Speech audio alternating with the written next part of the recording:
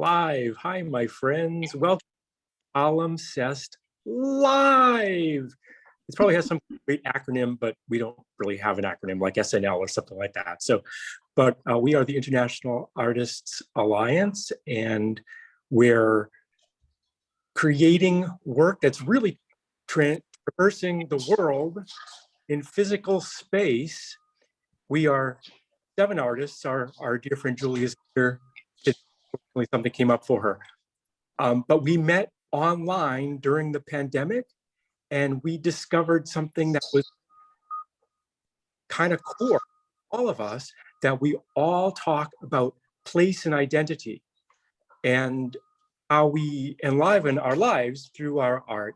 And Denise and Stephanie had this fantastic idea of creating palimpsest with our work. So what does that mean? That means that we send the work to each other through real mail, and then we alter the work for each other, to each other. And we've got sets of intentions, and there's, as Rose says, lots of paperwork involved for how we go about doing this. And we'll see what comes out. So that means that there are 7 artists working on each individual panel. We started with some small panels. After we go through this testing kind of stage, we're going to go into some larger panels. And I got to say, this work is pretty exciting. So first, before we get further, I want to introduce our panel today. Our panel is for Cheryl Wilcox, who's calling in from Australia. I never say that quite right. Australia. Australia. Cheryl paints a sense of place. I think that the motto that usually you, Cheryl, is love where you live. And if you've seen Cheryl's paintings, you will really understand what that means, because the luscious painterly quality of her work, it's like yum. The colors are so rich and vibrant, and you really feel like you're in a new place when you look at these pieces. So from her vantage point of Australia, she sends her work around the world to, any one of us, for instance, Laura Spiretto. Laura paints really dynamic, beautifully, classically painted, but very contemporary portraits, focusing many times on women and the strength that women both need. And I can't really say that they're editorial, but there's something spiritually special about what Laura is presenting in her portraits. There's a sense of the light and the dark and all these different dynamic balances that she's able to evoke in her work. Like, because she's a good artist, you feel it. You just feel it. Rose L. Williams. Oh, I didn't say where Laura's calling from. Laura's in the UK, of Italian origin. And Rose, of Trinidadian origin, and born in Montreal, lives now in Vancouver, inarguably one of the most beautiful places in the world, and literally uses the materials of the earth to create like a healing color bath, both on cloth and in painting. They're unique in that they're almost like monoprints, that she uses different kinds of natural printing to make these things happen, make these artworks happen. But they're not, but each one of them is a one-off work. And Denise Buisman-Pilger, who's wearing the mask. Right now she's in Toronto by way of Montreal, by way of Japan, by way of probably 5 other places, and originally from Netherlands. And Denise really focuses on the beauty and mystery and the belovedness of a place. And in her very contemporary paintings, as you can see behind her, you're at a show now, is that right, Denise? You're showing at a show? These paintings, although they're super contemporary, there's a sense of, I don't know, maybe call it the Baroque or something. There's something really just lovely and evocative about both the plants and the architecture and the feeling that you get when you're there. And people love her work because they visited many of these places that she paints about, and they love having her work on their walls so that they can have that reminiscence. And also today, Stephanie McLean, who's originally from Montreal also, and now resides in Toronto. And Stephanie paints with colored, kind of like, I want to say a fauvist, but maybe not really a fauvist, but kind of a fauvist, yeah. Pictures of performers, especially musical performers.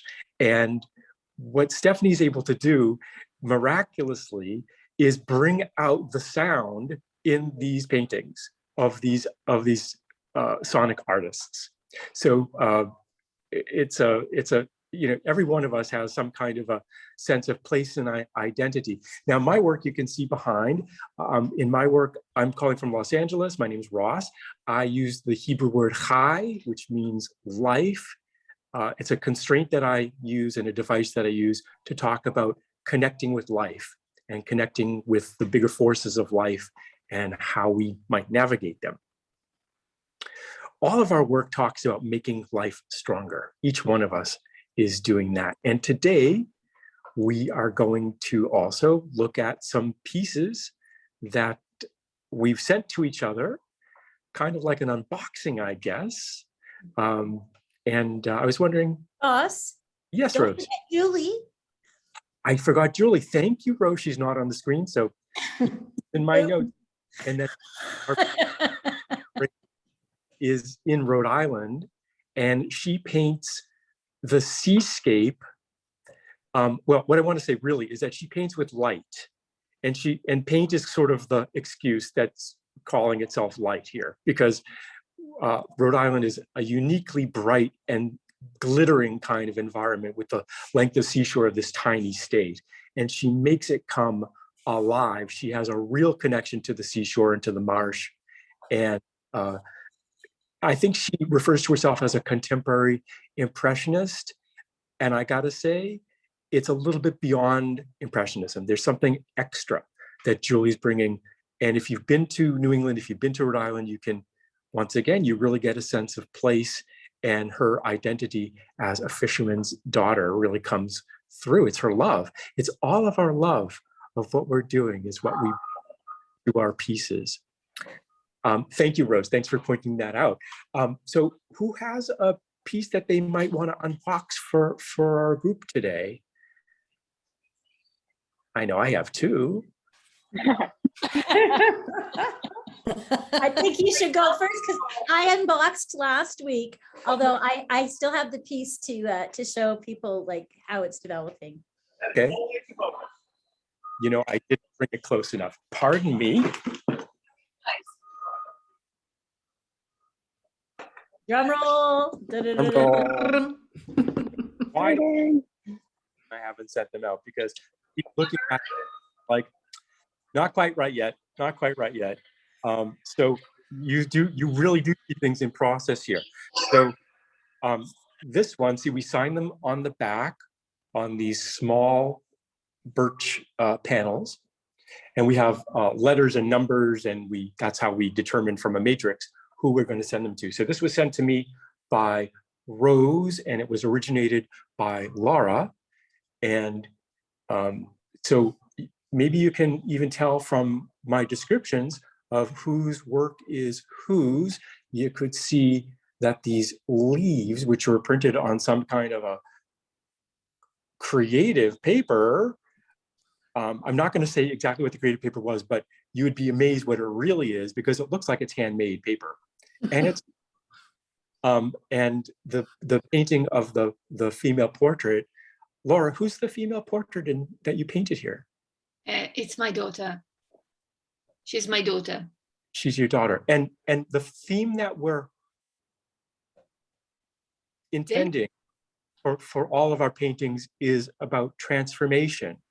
Mm-hmm. So I wonder if either of you, and then I did these blue marks and these flames in the background. Yeah, I love it. the flame seems also some kind of wings for a right, which is amazingly, both wings and flames are images that I bring up a lot in my work. But did you ask me why I painted my this kind of paint about transformation? Yeah, what is it that you wanted to feature in your I paint my daughter because it's what I'm focused on now. I'm doing like a series about expressing emotion, but through her face. But what I liked about this image that I used, it was because it was the dark and light, so the balance between them, and also because we need this balance to evolve. And if I remember right, also I use my daughter also because she's in the stage of transforming herself, because she's 16, so she's right in the middle of transformation from childhood to adulthood. Yes, that's a very seminal hinge kind of age, 16. Yeah. Yeah. Thank you, Laura. Rose, can you talk about what you've added to Laura's piece? Yeah, I was just so struck by the emotional quality of Laura's portrait of her daughter. And in a similar place I am with my son. You know, just that stage of, you can sometimes almost see them stepping over this line from youth to adulthood, from immaturity to maturity. And, you know, as a parent, you have to hold yourself back and watch. Sometimes when they were younger, you would have stepped in, and there's transformation on both sides, you know, going through this process. So I was very touched by it. I had tears when I opened up the portrait. So I took my time, and yeah, the whole transformation of the season as well, you know, in terms of nature. And a lot of my work reflects like how nature reflects our processes, and also sometimes helps us to come back to the balance and the harmony that Laura talks about. And so I used the fall leaves, and I actually pounded some leaves in, some flowers, some heather. Sometimes I use symbolic plants because of their traditional meaning. And heather is also very meaningful, and she comes in the spring. So yeah, that, and then I did it. I started off with an arch, but then that whole concept of going from the dark to the light, I ended up just doing that sort of cupping the side of her face with the leaves, you know, as if they were holding her in an embrace. Oh, beautiful. Nice. Yeah, so I got it, and I was so deeply moved when I saw these also, and I really didn't want to touch it at all. Isn't that how we all feel? I think Yes. That way. it's an unusual thing to another artist's artwork.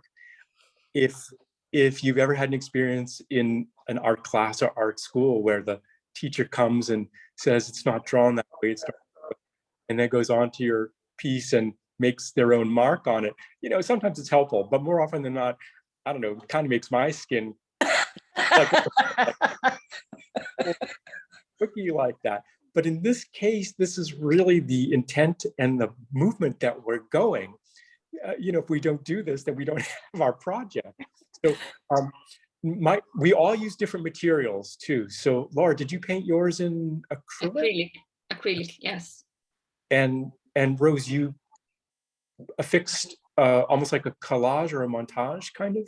Yeah, I use I use car shop towels sometimes in my process. So that's actually car shop towel printed, botanically printed. So the color comes from the leaf, And then I protect it with a matte acrylic medium. Oh, fantastic. Well, I think that between the descriptions that both of you gave, it led to what I had done, that, I was thinking about daughters and sons and our children and the future, and, what are they facing and what are we giving them? And, world of flooding fires. So as far as we can see at the moment, and I think that's one of the ways that this piece about transformation has become another challenge in addition to the material challenge, that it's emotionally really quite wrought to talk about these things and think about our children and how they are going to be dealing with these. And yet the colors are bright, right? All of our colors are bright and beautiful, and we're, the white of Laura's daughter. What's your daughter's name, Laura? Can you say? Is that verboten? Ilaria. Ilaria. Wow. Really very pure and jumps right out and rivets you, and then you orient through the entire piece to see. And then I think about, Rose, how it was these car towels, sort of a reference to, carbon emissions and all that kind of stuff, and how this is the sort of stuff that we all come to. Like, we get something in the mail and then we're in a flow with each other. How long had we been speaking before and talking with each other and confabbing before we started doing this project? Is it about a year? No, I think it was Roundabout, 10 months or 9-10 months or something. Yeah. something Yeah, like that. Yeah. The course we were in wrapped up in April. Yeah, And then we it was started in shortly February. after that we all got Yeah. together. Right. Wow. Yeah, So we Yeah, we started started in- painting in December, right? Yeah. Yeah, Yeah. November. Yeah. It was November. Yeah. It was November. Yeah. So Those we- car towels are the waste product of the printing process. I insist on keeping them. Like, there's different kinds of barriers that you can use, or blankets. And I insist on, I have a pile because I always thought at first, oh, I can't throw these out. These are cool. I can use them for something. So Because they're nice Nice. and thick, right? They're thicker than regular paper towels. yeah, I use regular paper towels as well. Those are like the tissue kind of collages that I do, that they all lend themselves to being used for something. That's the essence of my work. Nothing is wasted. I like that. Pretty Trans- cool.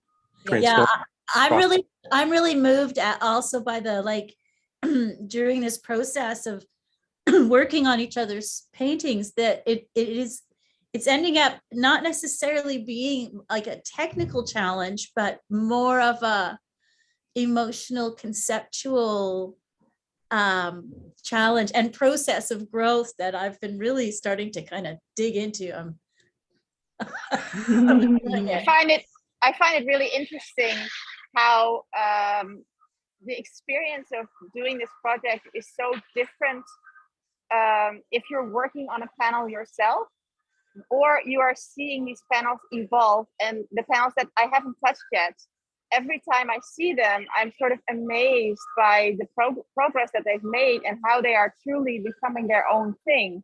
And then I get one and I'm like, yeah, well, shit, now I got to do something with it. It's true. Yeah. It's true. Because we all want to make sure we leave space for one another and we don't destroy what other people have already done. It's Yeah. really a kind of a balancing act. Yeah. It is. Quality and the material qualities, and then those emotional qualities in respect to each other, in respect to the theme that we're doing. So this one I have now is really does talk about this. Is Wilcox and McLean. Oh yeah, I started that one. So now I And haven't. Julie. I Julie keep also. Cheryl, amazing. Amazing. Oh my gosh. So sorry, I painted the hand, and then it went over to Julie, and I thought, oh my gosh, like I Julie took did the this whole brush. canvas. I'm thinking like, oh, you're gonna put tattoos on the hand or whatever. I'll leave it up to you. And I thought, did I take up too much room on there? You know, all of these questions were whirling around in my mind. And then Julie showed me what she had done. She sent me a text through Facebook Messenger, and I was like, brilliant. She inserted the paintbrush. And then Cheryl, when it got to Cheryl said, I don't know what I'm going to do with this. And I felt so bad. I thought, I knew it. I didn't leave enough room.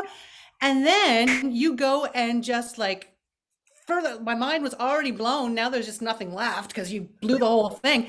And it's just gorgeous. It's just so amazing that you did that. And your drawings are so like so on. Really Well, nice. this is only layer 3 on this I know. painting. I know. It's crazy. So what did you add, Cheryl? Is that a baby's hand? That was my left hand. Oh, that's so cool. Okay, cool. We had a right hand, and then I thought, nah, let's I Nice. mean, it's holding all these important things, because I think that your intention was about hands, and you were talking about how they hold and fascination with hands. And so I was just drawing, I just drew my own hand underneath. That's great. The concept of, holding and grasping and, well, cradling. And we're both sharing the paintbrush. It's great because we're both Yeah. working, we're all working on the same piece. That's cool. Yeah, there you Super go. clever, you guys. Super clever. Wow. Oh, and it Ross. looks really good now with Ross's fingers on the other side. It does look good. Maybe you should build you could Great build like that. something out. Like this. You know what I mean? Yeah. Yeah, with texture or something. Yeah. Seriously. Modeling Have you paints. figured it out yet, Ross, what you want to do with it or no? Oh, I've got tissue, the tracing paper, and I've probably got 7, 8 different things, and none of them are really satisfying just yet. Not the least of which is that hands are notoriously difficult to draw. They are. They are. Trust Stephanie to give us a hand or a nose. Noses are hard too. I agree. I agree. Yeah, I think with the hand, what I was trying to show is how for me, hands like either on the computer or painting or writing or whatever it is, they really do help to transform, right? Like anything, like from the physical to the mental, right? We're doing this art and we're, it's helping perhaps our anxiety. We're typing and we're getting in touch with a friend. It's just hands mean so much. Yes, I've really been in touch with that with my hands not working properly for a couple months. So absolutely, they are so crucial. And that's also, a touching subject, right? It's like our relationship with our hands is really very special for everyone who uses tools. True. Yeah. Very, very touching. We see we're all touching, like all of us that we started our images with something that was meaningful to us. It's so far, nobody seems to have started something that was like, oh, I'll just do this. Right. No, and I find it also really interesting how we all feel that we need to add to the other person's intention as opposed to inserting our own. Yeah, that's exactly what I'm going on through with this one. I'll show you guys. I've got this piece. So remember we were talking about this piece last week that the orientation had changed Yeah. from artist to artist, right? Yeah. So I've just been sitting with it, and then it's just actually the shape started inspiring me. So just like Ross, I use tracing paper to try stuff. So I'm playing with the idea of echoing Lara's shape in the sky, or it was Julie's sky. So and then the shape, and it's going to be a dragonfly, because dragonflies are Wow. very beautiful. And because of Ross's high has given it this kind of like elevated sense feeling. So I'm thinking of doing a delicate dragonflies to sort of echo that indigenous spiritual sense, because they're so meaningful to the indigenous people. Wow. So yeah, it's a process, isn't it? Such a process. I gotta hop off because the doors are opening in like 4 minutes. Strike a leg. Good luck. Yeah, Have Thank fun. you. They're upping the music and everything. So I'll see you tomorrow. Da-da-da. bye guys. Da-da-da. Okay. Is that Hawaii 5-0? No, that was Rocky. Oh, yeah. Oh, Yeah. Right. Okay. Anyway. Denise is at a show, a giant show in Toronto, an art show, and she's got her booth all set up, and she's got some beautiful technology. And if anybody's in the Toronto area, go down and take a look at what she's doing. And now, Cheryl, you had an art walk recently, didn't you?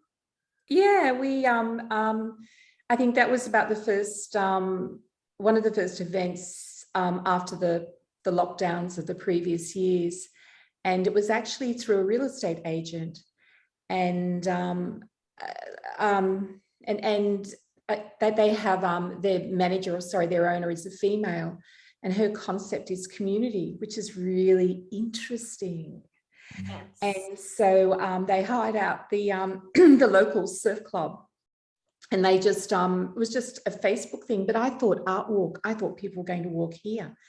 But anyway, because we've had this, we're in La Nina, so we've been rained out here. So it was really lovely to see 20 artists. But see, we don't have things like that. We have state governments who put their money into football stadiums and to other things. And so when I listen to talking about Vancouver and your opportunities, it's like, wow, I just can't believe that you have things like galleries, because I just don't even have access to anything like you were talking about 3 different gallery types. But anyway, so it was a really great day. I gave away, I had lots of little drawings of dogs and other bits and pieces. I was fortunate enough that I sold 2 works. Right on. Congratulations. Yeah, so I sold the really big, one of my really big paintings. And if you remember how Alexis would always ask us to talk to people, apparently these people had missed out on a piece of mine before. And so it was really interesting. So when they walked up, it was a matter of which are we going to have for Cheryl's? It was the weirdest thing. Cool. How wonderful, Wow. Cheryl. That was the weirdest thing. It was like, Congratulations. which one are we going to get? It wasn't whatever. It was, oh, we missed out before. There you go. How weird. There you go. So I have that Not sort of surprised. concept is that now when I'm marketing, I'm actually thinking I'm marketing myself. And so it's sort of changed now. It's actually people are buying me. I know that sounds weird. Does it sound? No. But it's actually, I realize now that people are actually, buying me. Like it's weird. That was that sense that I had. Wow. And the other thing, I had people coming up to me and they were sort of saying, I'm following you. And it was like, whoa. It was a strange Yay! experience. Yay! Well I done. know. There you go. There. That's wonderful, Cheryl. That's so super cool. Personally, I'm in the Pacific Arts Market for another couple weeks, and it's a really lovely market. You can find a lot of things there, but you can only What- find what is find botanical prints from me. What's the Pacific Arts Market? What is that? It's a art market, and then downstairs there's a gallery on Broadway here in Vancouver near Granville, and yeah, it's a nice place to go and find some things for gifts for people and decorate your house. Oh my goodness, it sounds amazing. Mother's Day. This Mother's Day. Yeah, good place for Mother's Day. Yeah. Absolutely. And it's the Artist Project, isn't it, that Denise is at? Yeah. It she's is at the Artist Project in the Queen Elizabeth building at the CNE in Toronto. Ah, Yeah, go check her out. Yes, Stephanie, is that far from you? kinda. It's in the West End. I'm on the East End, but that's okay. Thanks, everybody. That was really great. And it's so Thank nice you. to talk about the work. It makes it more kind of exciting. It does. It Yeah. does. Thanks, we- everyone. Thanks, Ross, for hosting. Thank you. We've reached Ross. Thank you, Julie. Bye. Bye, Bye, everybody. Laura. Bye, Cheryl. Bye. Bye.